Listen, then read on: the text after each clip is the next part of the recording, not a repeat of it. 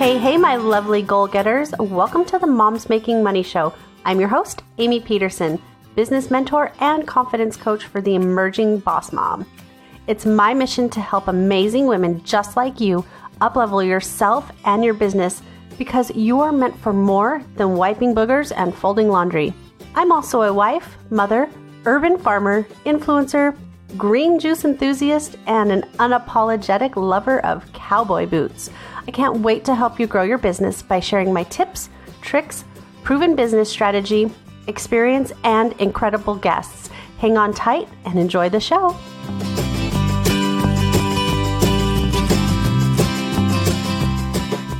Okay, so today we have the lovely Lee Strauss, and I really am excited about this. I adore working with Erica. She has helped me so much with my copy. So here's the thing. For me, I can tell people and I can visualize for people, but I'm a chronic overthinker. So just having Erica, and as crafty and as talented as she is, I can tell her kind of what I'm thinking, and it's almost like she's reading my mind. So I'm going to actually turn it over to you, Erica. And why don't you tell us a little bit about yourself, a little bit about why you decided to become a female entrepreneur and your journey of becoming a professional copywriter. Oh, cool. Well, first of all, thank you so much for that lovely intro. That's always what I try to do, is get inside my client's head. But anyway, so yeah, I'm Lee Strauss, and I am actually a conversion copywriter for Sassy Yet Classy coaches, creatives, and consultants, as I like to say, because I love alliteration. And I work with a lot of like beauty, wellness, and I like to say woo-woo brands like crystal healers and tarot readers and things of that nature. So I've actually been running this particular business this will be my 6th year. So I think it was 2013 that I officially kicked this off, but I've been writing professionally online for about 10 years. I started as I'll kind of rewind and tell the whole story, because I actually was a professional in-house copywriter. That was one of my first, it was my first big girl job. It was my first job out of college.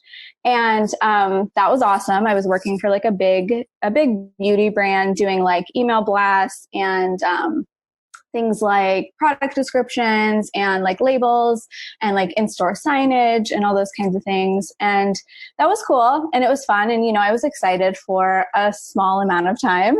And I was like, yeah, this is awesome. This is so fun. And it was. And I got to a certain point though, where it was just like, I think I had always kind of known the 9-to-5 wasn't for me. My parents, actually, my dad had owned his own business my whole life. So I always saw like, you know, the entrepreneurial life, and I knew that was an option. And my parents actually encouraged that, which I feel like is kind of rare. A lot of times people get like pushback from their families, but my parents were all like, do whatever you want, you know, follow your heart, all that kind of stuff. So I kind of knew, I was like, might be okay for now, but I don't think this is where I'm eventually going to end up. And kind of at the same time, I was working the 9-to-5, doing the copywriting thing. Also, I was in grad school for marketing. And so I had like a lot going on. And I have always been somebody who struggles with anxiety. So I was having a lot of it, trying to balance both of those things. I was in a relationship at the time. There was just a lot going on in my life, and it felt like a lot of pressure to kind of keep all those things up, basically. And my issue has kind of always been like social anxiety. So doing things like giving presentations, it's kind of a miracle I'm on a podcast, not gonna lie. Clearly I've come a long way. But social situations have always made me very, very uneasy. And so what ended up happening was that, you know, I was working full time, and I realized that, hey, like there are other options. I think I looked on, I think I was just like searching for like freelance writing jobs, because I actually had originally gone to school for magazine journalism. So I was like, okay, maybe I can freelance write like on the side and just like make a little extra money. Don't know why I wanted to do all that on top of everything else. But you know how entrepreneurs are. We like to have our hands in a lot of things a lot of times. So I'm like, okay, yeah, maybe I can do that. And eventually I realized that, hey, I can do that and I can make more money doing that. And I can work less and I won't have to go to a 9 to 5. And there was also, like, to be totally brutally honest, like there was a part of me that was like, sweet, I'm not going to have to deal with people every day, because my anxiety was like off the hook. And I was like, there was that little voice that was like, okay, do this kind of as a way to escape that and to run away from my anxieties a little bit. And of course, I didn't realize this 100% at the time, and I wouldn't have admitted this, 6 years ago. But where I am now, I'm like, okay, so this will give me the opportunity to make money from home, which is amazing, and not have to deal with like people every day, AKA all my anxiety. And the ironic part is that now I know 6 years later, like I actually have to deal with a lot of people, more so than I probably ever would have, like at least different people, more so than I ever would have if I would have stayed at the same 9 to 5 and just kind of moved up within a company. So right. Yeah, at the end of the day, I was like, oh, wait, okay. But it seemed like a really good option for me. And it was, especially at the time, because it gave me the opportunity to kind of pull back. Like I said, I had a lot going on. And as I started booking more freelance clients, there did just become that tipping point of like, hey, I'm making more money doing this than I am, $300 a week, like working full time at this company. So it's like, forget about it. I'm just going to go and do my own thing. And of course, that was like kind of terrifying. But at the same time, I had the proof because I'd been making the money for like a couple months before I actually left the job. Nice. Yeah. That does make it, I think, a little bit more seamless of a transition when you're like, all right, I can do this. I've got this. Than just totally. So when I left my corporate job, I wasn't exactly sure which direction I was going to go because I was leaving to have my second child. And I ended up taking like a whole year off, like whole long story. But I just quit. I mean, I gave a year notice, but I just quit. Yeah. And I hear that a lot. I think there's kind of those two schools of thought that are like, some people are like, just jump and the net will appear, and other people are kind of like, no, like, prove it to yourself, get some clients and then leave. I feel like it kind of depends on your personality. Like some people are motivated by like having no safety net and just like, they know they need to do it. Whereas other people are like, obviously I struggled with anxiety. So I was like, okay, I need some tangible proof that like I can make this work or I'm going to really freak myself out. So I was neither of those things. I actually left with this whole idea that I was going to do something completely different. And then life just took me like completely sideways. And, through some woo-woo and some mindset work and some coaching, I ended up, like, you should be definitely doing, business coaching. You have a degree in business. You've worked in business. You own a business already. And people come to you for business advice just naturally. So it's kind of funny that it sounds a lot like you've always had this knack for writing and copywriting, and it's your passion. Yeah, no, it is so crazy. Like I forget who I was talking to recently, but we were talking about kind of what we did as children and like whether those hobbies like ended up, working their way into our adult lives. And I was like, I actually like started writing online magazines when I was like 10 years old. So this is like at the dawn of the age of the internet, and basically doing copywriting. Like I had no idea that's what I was doing, but I was like getting people to subscribe to an email list where I would talk about like, this is how you make like an at-home face scrub and like all kinds of little like beauty tips. And it's just so funny to think that like, I guess I knew that was what I wanted to do, even though I didn't have like a name for it. So maybe I'm just really old or feeling really old. You've been doing this since you were 10 years old? Oh my gosh. I mean, not for money, right? But I actually did get sponsorships and a couple of different things. It was a very cool experience. I got to write for an actual like print magazine because they discovered my online magazine and they were like, hey, this is really cool. Like, what are you doing? And they contacted me to like write for them and like explain how other like little, it was actually Girls Life magazine, which is for like Girl Scouts and like young, like really young girls. I don't even know if it's still around, but yeah, they were like, oh, can you like explain to other girls like how they might do this too? And I was like, yeah, sure. But this was like all pre like, junior high and high school where like other things kind of took my attention. Right. So I definitely took a long break from the kind of online writing world. that's still super cool. And I think I'm so glad we got to share that with everybody because that's such an awesome thing. But one thing which is super funny is that you had mentioned that, social situations had made you uneasy. I've never gotten that from you because we've talked, a few times, and I think I always feel so like that you're easy to speak to and very welcoming. Yeah, a lot of people say that to me, and I think I've been actually on this kick lately of trying to kind of find the superpowers and the things that like I think are my flaws. And I think all those years of being really anxious like actually made me a good listener, which like does put other people at ease. So I'm like, maybe it's not all bad. Yeah. But yeah, a lot of people say that. And I'm like, oh no, like you don't know how much I was freaking out before I first met you. No, that's awesome. I love that. And, it kind of just goes to show that, you can overcome so many things, sometimes without even realizing that you're overcoming it.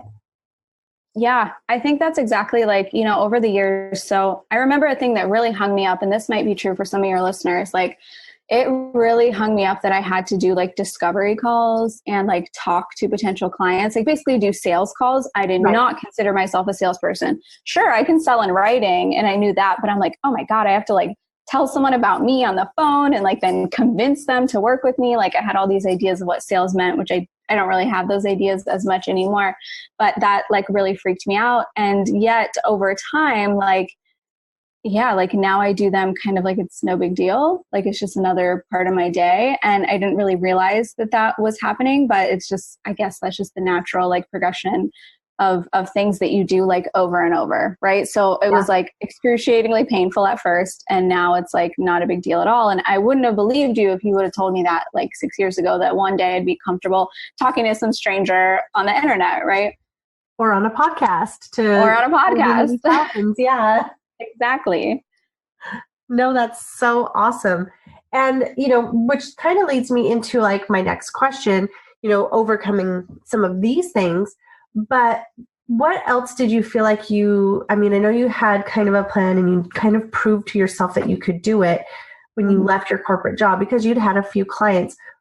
But what kind of things came up for you when you like actually were like, oh, holy crap, I don't actually have a regular paycheck anymore. Like I don't go to work anymore at this 9-to-5 job. And, did you have like self-doubt, fear, any of those things come up? All of the above, for sure.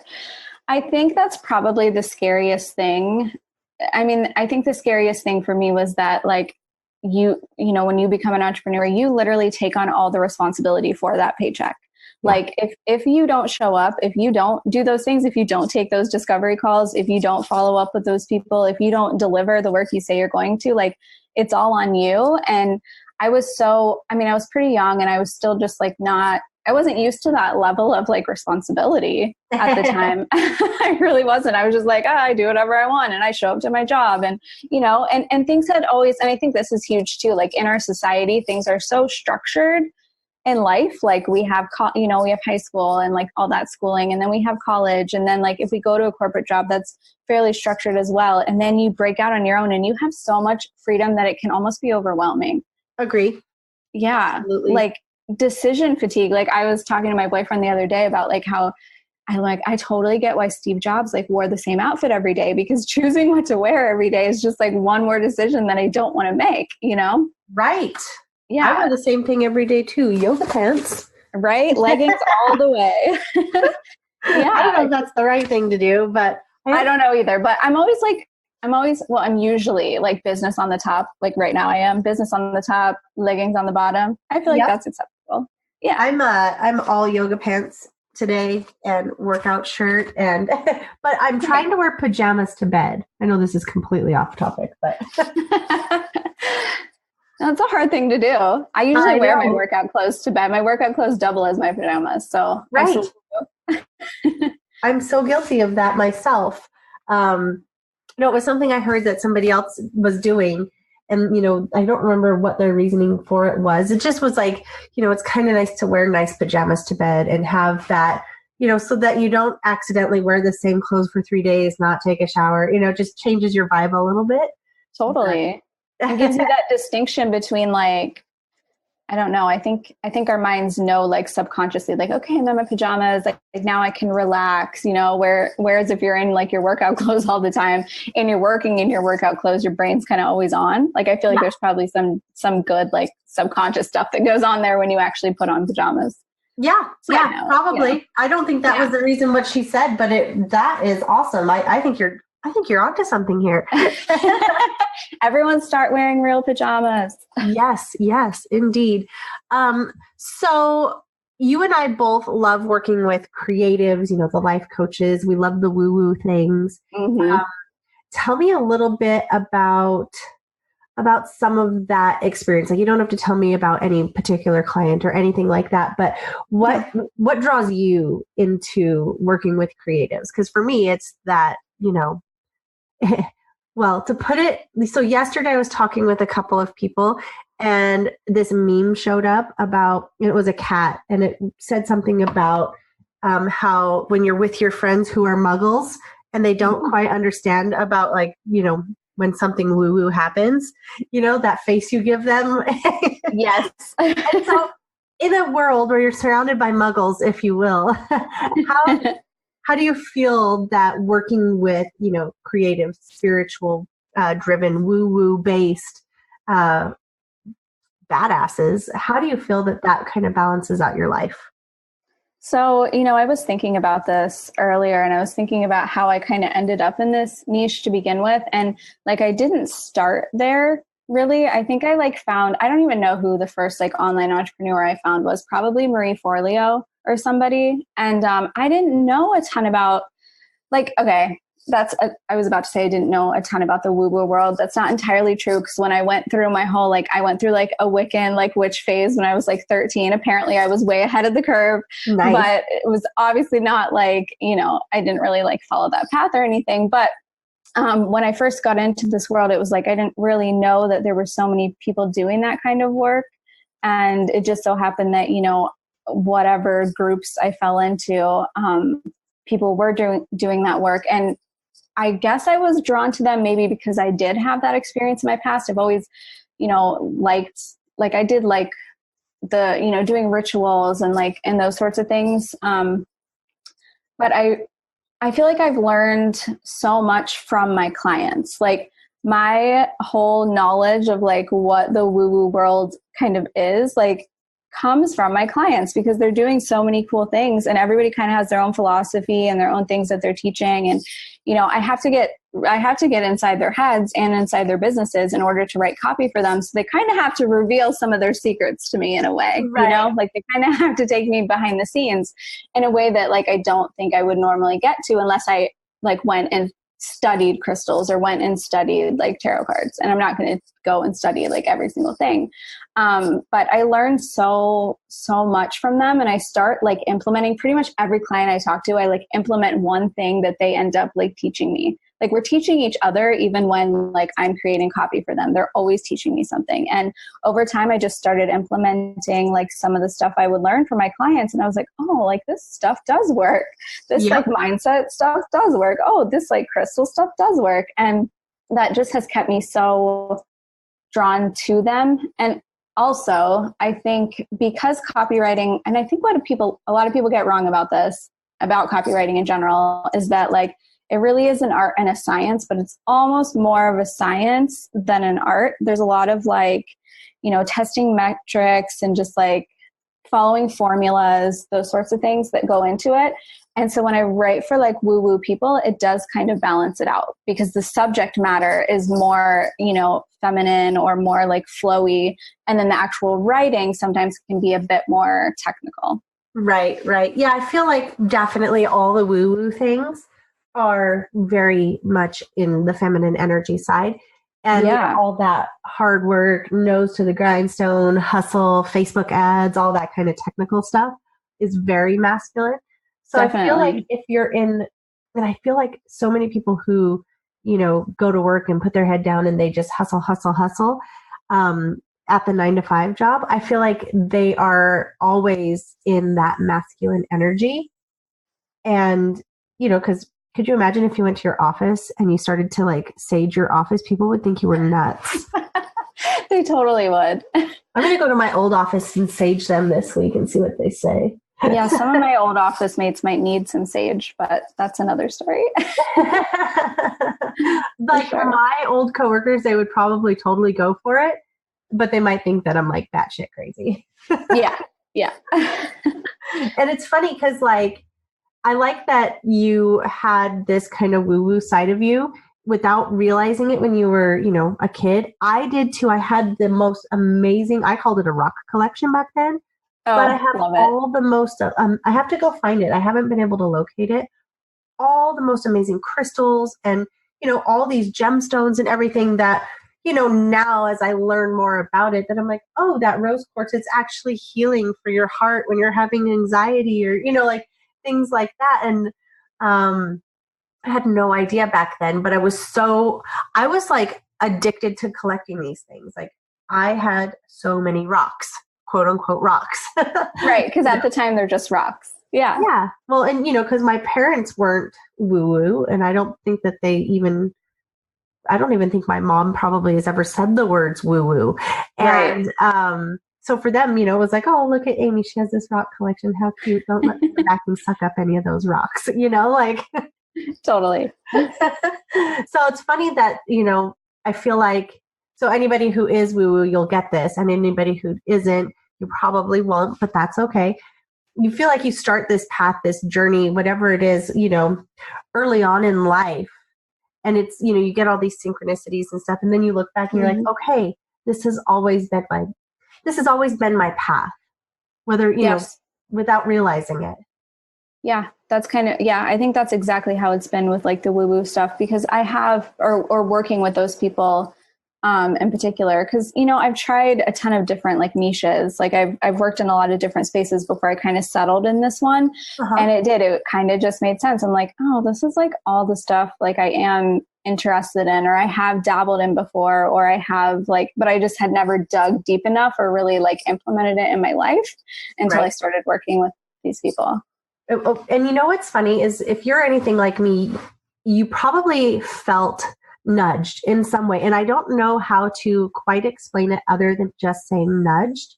Yeah. To go down this path to, that you're drawn, for me, I worked with Jessica Caver Lindholm, and she's so spiritual and so woo woo, but I was so drawn to being in her energy and to, just speaking with her. And, she had talked about a few things that I was like, oh, that sounds interesting. And so I went and looked it up. And then that was like, Pandora's box, and straight down the rabbit hole I went. Like, oh, well, I opened up this box, which led to this box, which led to this box, which led to this box. And now I have my very own spiritual self-care coach, advisor. And, it's funny because today I just checked the mail this morning, and she handcrafted me this beautiful mala necklace. Oh, amazing. It's like, not only do I know that it's handcrafted by one of my favorite witchy woo-woo women, but it's so beautiful, and it's got all the quote unquote rocks that I once collected.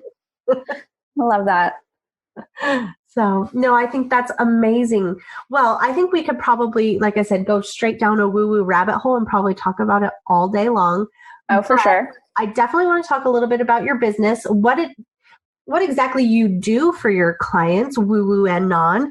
And I know you have an amazing freebie for all of the listeners today, so I'd love for you to also tell us a little bit about that.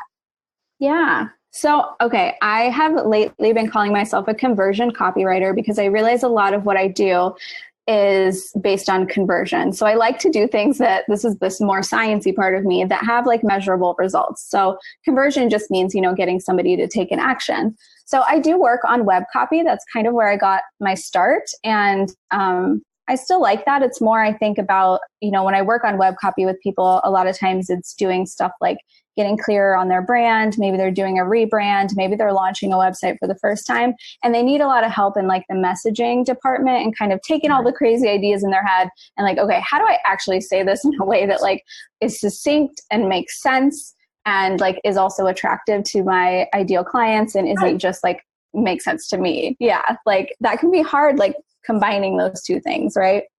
And well, especially if you're an overthinker like me. yeah. Well, and I think we all are when it comes to our own business, right? Like we all are, because we just want it to be, we want it, we want it to work. We want it to sound good. We want all these things. We want it to represent us in a positive way. So I do a lot of that. And then I also work on a lot of like launch copy. So stuff that's more like sales pages, email sequences. I've gotten really into Facebook ads over the last couple years. And it's funny because it's one of those things where it's like, it's not as much to write, but they can be harder to write because you have so much little space to convince someone to take that action. Right. Yeah. So I love it, but it's also, I think I like it because it's a bit more of a challenge, but I love doing that part too, because it's cool to, it's cool to take someone through like the whole process of them actually selling an offer that's like been in their head. Right. And like, right.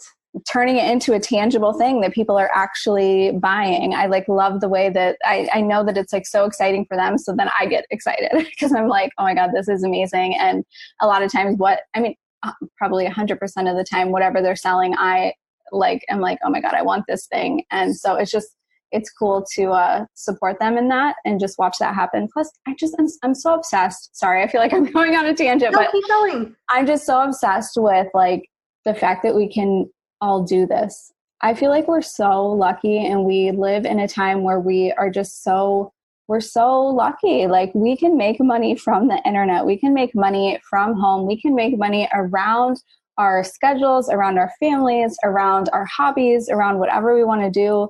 And we can do it doing things that we actually want to do. Like that to me is so mind blowing, and like almost gives me goosebumps when I talk about it, because that has not always been the case, especially for women.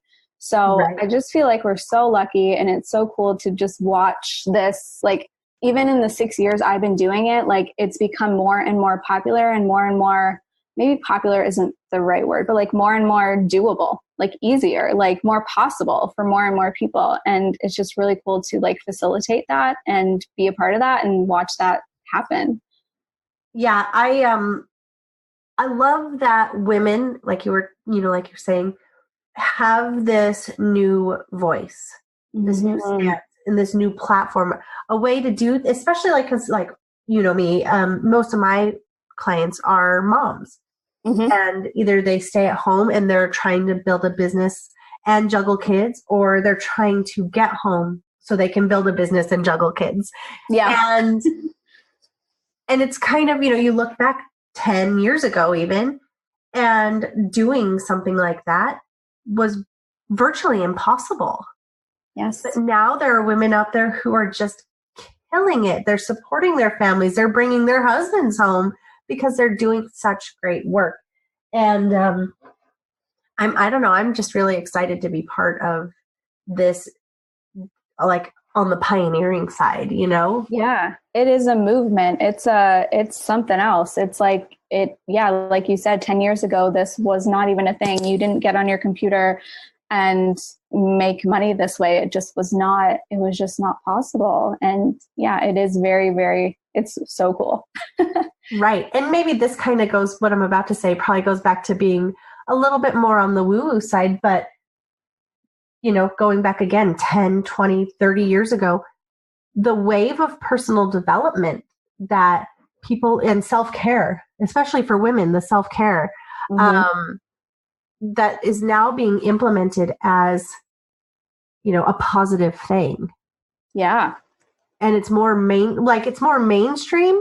So less people are like, oh, you do personal development. Why do you need self-help? Like, you know what I mean? Whereas now people are like, oh, you do personal development. Have you listened to this podcast? Have you read this book? Like, oh, what's your favorite personal development book? And it's not like, before when it was like, oh, you do self-help. Like, what's wrong with you? Almost like a stigma. Oh, amazing. Yeah, exactly. I feel like there was like a stigma around self-help just as much as there was like going to therapy. And both of those things have become, like you said, they're having a moment, and I hope it doesn't just stay a moment. I hope it becomes the norm, and I think it is. But yeah, you're right. Like we talk about self-care, which was anyone talking about that 10 years ago? I don't think so. Probably not so much like outside of, move more, eat less type of self-care.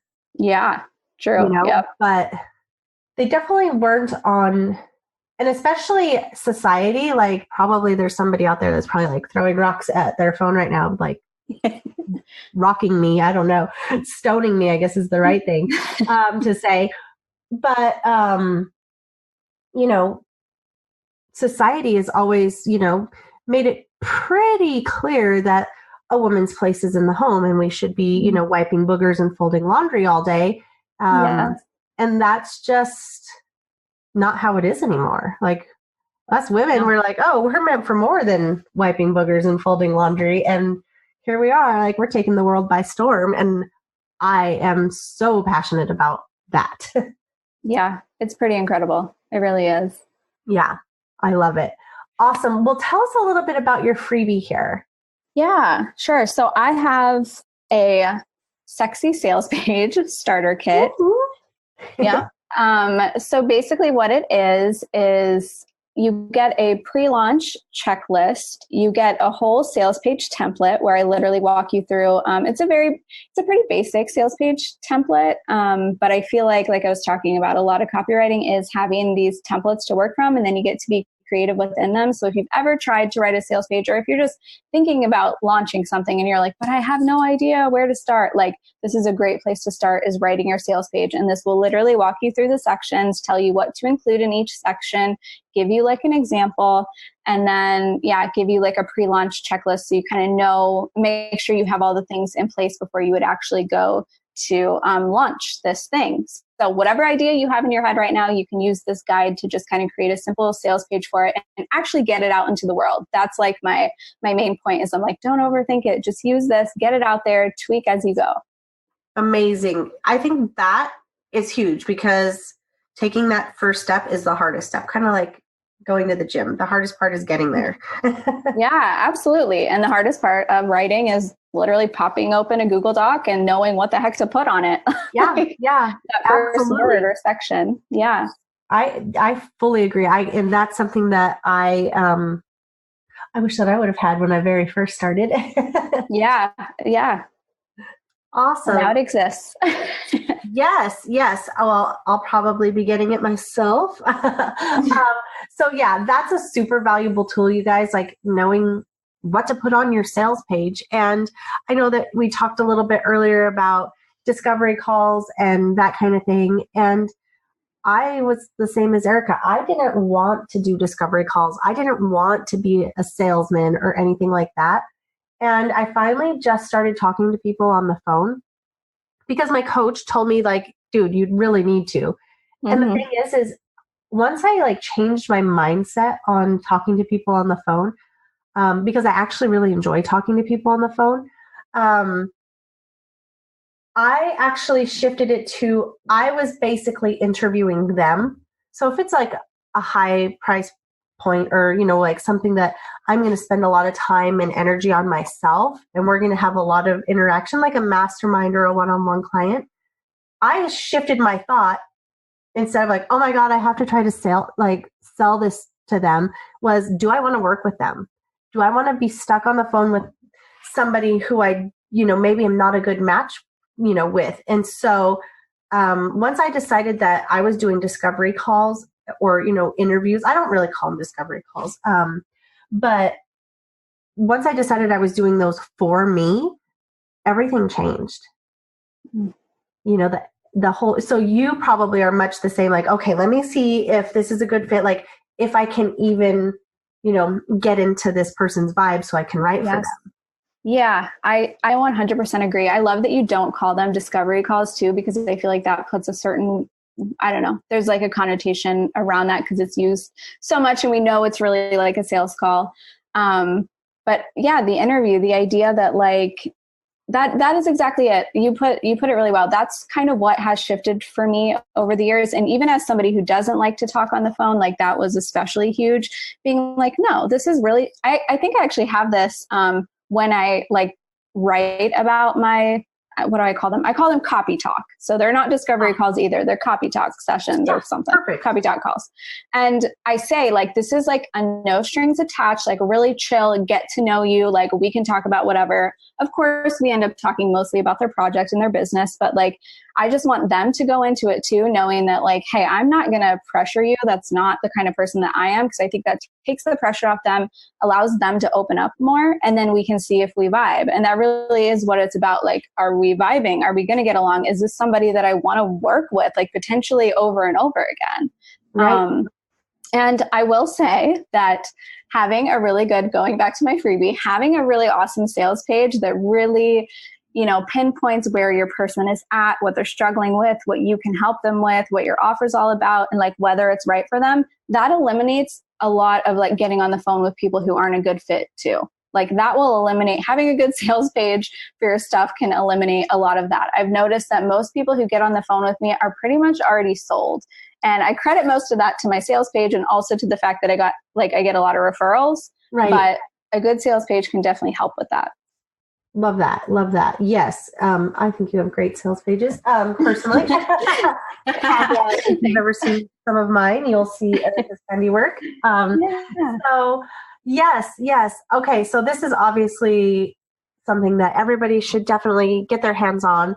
And before we wrap up here, Erica, why don't you tell us where everybody can find you, like in all the places? Sure. Yeah. So I am on all the places, but my website is Erica Lee, which is LEEXO.com. And then I'm mostly on Instagram these days, and my handle there is Erica Lee XO. Keeping it simple. Yeah, perfect. I love that. All right, you guys, make sure you guys hop over, check out Erica, give her some love, follow her on all the places on social media, and definitely make sure you guys take full advantage of this incredible, sexy sales page starter kit. You won't regret it. Do you have any final words for our listeners, Erica? I just want to say thank you for listening, and thank you, Amie, for having me. I love this. This has been great. Of course, the pleasure is all mine. You guys, this is probably not the last you'll hear from Erica on this show because I just adore her. But make sure, again, that you definitely hop over, take full advantage of these freebies. And we will be talking with Erica again soon.